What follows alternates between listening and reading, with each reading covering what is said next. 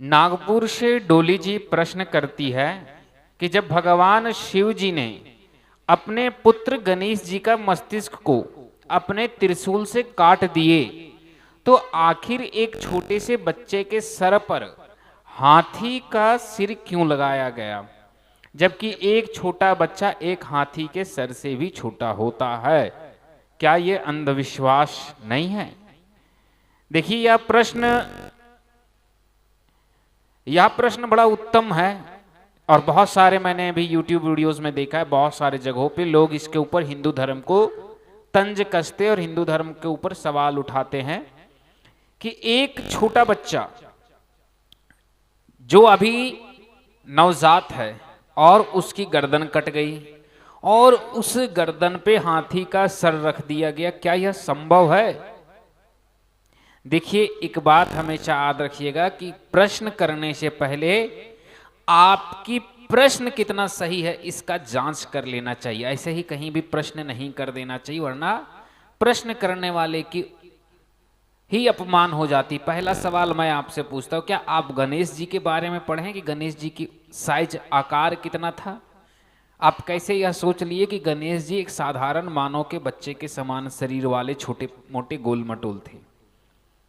गणेश जी शिव और पार्वती के पुत्र थे, माता पार्वती के पुत्र थे। और पार्वती जी और शंकर जी का वर्णन क्या आता है? रजत गिरी निभम। रजत मतलब चंद्रमा चांदी, गिरी मतलब पर्वत, निभम मतलब आकार। जो चंद्रमा के पर्वत के आकार का हो वो भगवान शिव हैं। शिव का आकार कैसा है?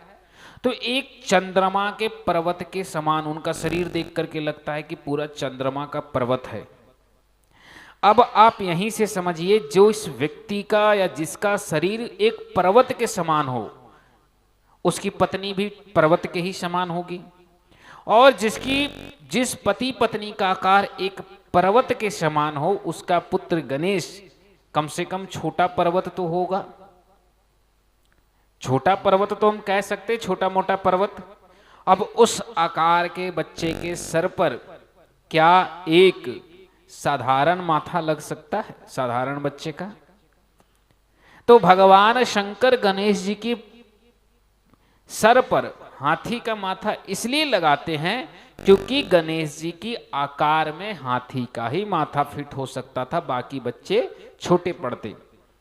शंकर जी की आकार कैसी? तो रजत गिरि निभम, चंद्रमा के समान गोरे, रजत गिरी मतलब पर्वत, और उस आकार के शंकर भगवान हैं। तो जिस शंकर भगवान की आकार एक पर्वत के समान है उसके पुत्र की आकार एक छोटे से आम मानव के बच्चे के समान कैसे हो सकता है?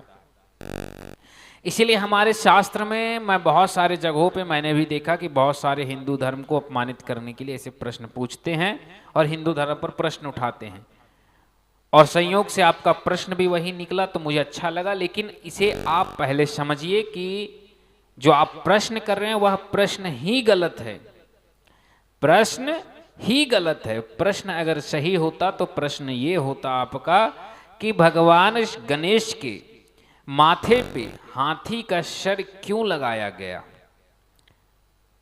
क्या मानव के मस्तिष्क की शरीर नहीं लगाया जा सकता था? तो इसकी दो कारण हैं।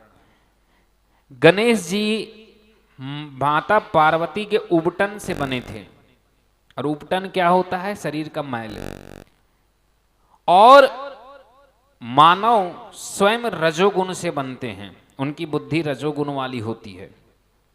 लेकिन जो हाथी है, ये जो पशु होते हैं, इनमें छल कपट प्रपंच नहीं होता है।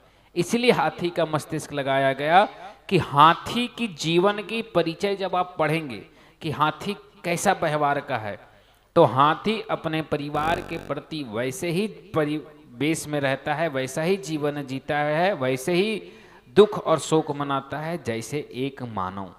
हमें किसी के मरने का जितना दुख होता है हाथी को भी समान रूप से दुख होता है। तो संसार में हाथी एकमात्र ऐसा प्राणी है मानव के अलावा जिसकी किसी के प्रति भाव, निष्ठा, प्रेम समान मानव के ही स्वभाव का होता है, इसीलिए हाथी का सर ही गणेश जी को लगाया गया, जिससे कि गणेश जी का सर में हमेशा प्रेम भाव और सद्गुणी बने रहें, क्योंकि गणेश जी आगे चल करके प्रथम पूजनीय और विघ्न हरने वाले देवता बनते, इसलिए उन्हें ये लगाना आवश्यकता थी।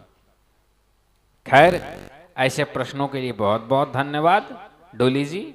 मुझे लगता है आपको संतुष्टि मिल गई होगी, और अब मेरे हिसाब से आपको इस प्रश्न पर फिर संदेह नहीं रहेगा, है ना? नहीं रहेगा। ठीक है, जय श्रीमन नारायण, राधे राधे।